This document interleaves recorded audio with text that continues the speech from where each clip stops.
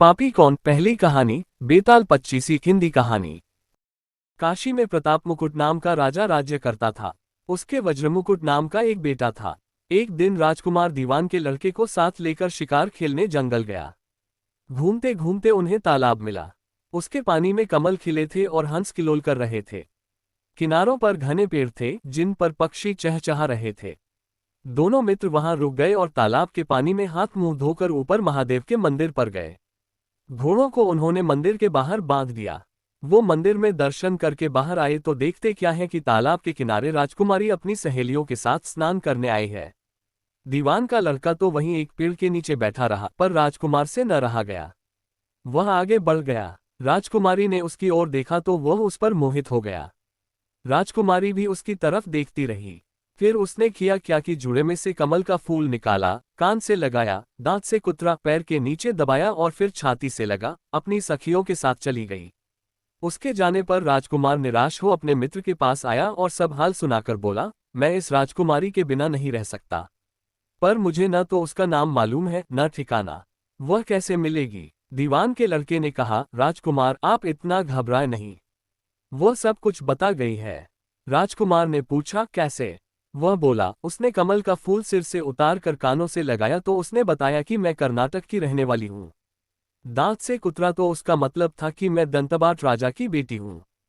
पांव से दबाने का अर्थ था कि मेरा नाम पद्मावती है और छाती से लगाकर उसने बताया कि तुम मेरे दिल में बस गए हो। इतना सुनना था कि राजकुमार खुशी से फूल उठा। बोला, अब मुझे कर्नाटक देश में ले चलो। दोनों मित्र वहां से चल दिए। घूमते फिरते सैर करते दोनों कई दिन बाद वहां पहुंचे। राजा के महल के पास गए तो एक बुढ़िया अपने द्वार पर बैठी चरखा काटती मिली। उसके पास जाकर दोनों घोड़ों से उतर पड़े और बोले, माए, हम सौदागर हैं। हमारा सामान पीछे आ रहा है। हमें रहने को थोड़ी जगह दे दो। उनकी शक्ल सूरत देखकर और बात सुनकर बुढ़िया के मन में ममता उमड़ आई। बोली, बेटा तुम्हारा घर है, जब तक जी में आए रहो। दोनों वहीं ठहर गए। दीवान के बेटे ने उससे पूछा, माए तुम क्या करती हो? तुम्हारे घर में कौन कौन है? तुम्हारी गुजर कैसे होती है? बुढ़िया ने जवाब दिया, बेटा मेरा एक बेटा है जो राजा की चाकरी में है। मैं राजा की बेटी पद्मावती की धाय थी। बूढ़ी हो जाने से अब घर में रहती हूँ। राजा खाने पीने को दे देता है। दिन में एक बार राजकुमारी को देखने महल में जाती हूँ। राजकुमार ने बुढ़िया को कुछ धन दिया और कहा, माए कल तुम वहां जाओ तो राजकुमारी से कह देना कि जेठ सुदी पंचमी को तुम्हें तालाब पर जो राजकुमार मिला था वह आ गया है। अगले दिन जब बुढ़िया राजमहल गई तो उसने राजकुमार का संदेशा उसे दे दिया। सुनते ही राजकुमारी ने गुस्सा होकर हाथों में चंदन लगाकर उसके गाल पर तमाचा मारा और कहा, मेरे घर से निकल जा। बुढ़िया ने घर आकर सब हाल राजकुमार को कह सुनाया। राजकुमार हक्का बक्का रह गया। तब उसके मित्र ने कहा, राजकुमार आप घबराए नहीं, उसकी बातों को समझें। उसने 10 उंगलियां सफेद चंदन में मारी, इससे उसका मतलब यह है कि अभी 10 रोज चांदनी के हैं। उनके बीतने पर मैं अंधेरी रात में मिलूंगी। 10 दिन के बाद बुढ़िया ने फिर राजकुमारी को खबर दी तो इस बार उसने केसर के रंग में 3 उंगलियां डुबोकर उसके मुंह पर मारी और कहा, भाग यहां से। बुढ़िया ने आकर सारी बात सुना दी। राजकुमार शोक से व्याकुल हो गया। दीवान के लड़के ने समझाया, इसमें हैरान होने की क्या बात है? उसने कहा है कि मुझे मासिक धर्म हो रहा है। 3 दिन और ठहरो। 3 दिन बीतने पर बुढ़िया फिर वहां पहुंची। इस बार राजकुमारी ने उसे फटकार कर पश्चिम की खिड़की से बाहर निकाल दिया। उसने आकर राजकुमार को बता दिया। सुनकर दीवान का लड़का बोला, मित्र उसने आज रात को तुम्हें उस खिड़की की राह बुलाया है। मारे खुशी के राजकुमार उछल पड़ा। समय आने पर उसने बुढ़िया की पोशाक पहनी, इत्र लगाया, हथियार बांधे। दोपहर रात बीतने पर वह महल में जा पहुंचा और खिड़की में से होकर अंदर पहुंच गया। राजकुमारी वहां तैयार खड़ी थी। वह उसे भीतर ले गई। अंदर के हाल देखकर राजकुमार की आंखें खुल गईं। एक से एक बढ़कर चीजें थीं। रात भर राजकुमार राजकुमारी के साथ रहा।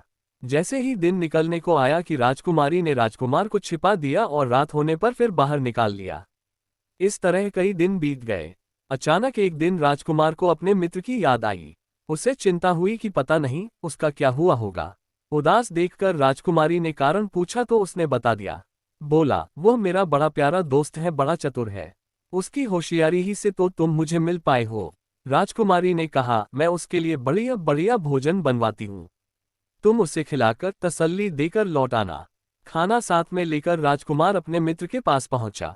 वे महीने भर से मिले नहीं थे। राजकुमार ने मिलने पर सारा हाल सुनाकर कहा कि राजकुमारी को मैंने तुम्हारी चतुराई की सारी बातें बता दी हैं, तभी तो उसने ये भोजन बनाकर भेजा है।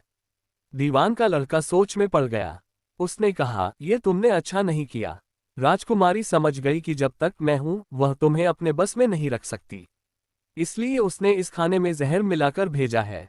ये कहकर दीवान के लड़के ने थाली में से एक लड्डू उठाकर कुत्ते के आगे डाल दिया। खाते ही कुत्ता मर गया। राजकुमार को बड़ा बुरा लगा। उसने कहा, ऐसी स्त्री से भगवान बचाए, मैं अब उसके पास नहीं जाऊंगा। दीवान का बेटा बोला, नहीं, अब ऐसा उपाय करना चाहिए जिससे हम उसे घर ले चलें। आज रात को तुम वहां जाओ। जब राजकुमारी सो जाए तो उसकी बाईं जांघ पर त्रिशूल का निशान बनाकर उसके गहने लेकर चले आना। राजकुमार ने ऐसा ही किया। उसके आने पर दीवान का बेटा उसे साथ ले योगी का भेष बना मरघट में जा बैठा और राजकुमार से कहा कि तुम ये गहने लेकर बाजार में बेच आओ।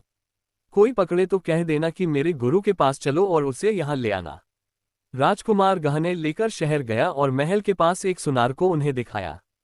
देखते ही सुनार ने उन्हें पहचान लिया और कोतवाल के पास ले गया। कोतवाल ने पूछा तो उसने कह दिया कि ये मेरे गुरु ने मुझे दिए हैं। गुरु को भी पकड़वा लिया गया। सब राजा के सामने पहुंचे। राजा ने पूछा, योगी महाराज, ये गहने आपको कहाँ से मिले? योगी बने दीवान के बेटे ने कहा, महाराज, मैं मसान में काली चौदस को डाकिनी मंत्र सिद्ध कर रहा था कि डाकिनी आई। मैंने उसके गहने उतार लिए और उसकी बाईं जांघ में त्रिशूल का निशान बना दिया। इतना सुनकर राजा महल में गया और उसने रानी से कहा कि पद्मावती की बाईं जांघ पर देखो कि त्रिशूल का निशान तो नहीं है। रानी देखा तो था। राजा को बड़ा दुख हुआ। बाहर आकर वही योगी को एक ओर ले जाकर बोला, महाराज, धर्मशास्त्र में खोटी स्त्रियों के लिए क्या दंड है?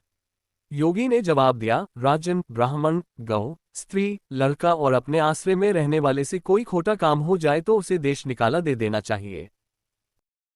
ये सुनकर राजा ने पद्मावती को डोली में बिठाकर जंगल में छुड़वा दिया। राजकुमार और दीवान का बेटा तो ताक में बैठे ही थे। राजकुमारी को अकेली पाकर साथ ले अपने नगर में लौट आए और आनंद से रहने लगे। इतनी बात सुनाकर बेताल बोला, राजन, ये बताओ कि पाप किसको लगा है? राजा ने कहा, पाप तो राजा को लगा। दीवान के बेटे ने अपने स्वामी का काम किया। कोतवाल ने राजा को कहना माना और राजकुमार ने अपना मनोरथ सिद्ध किया।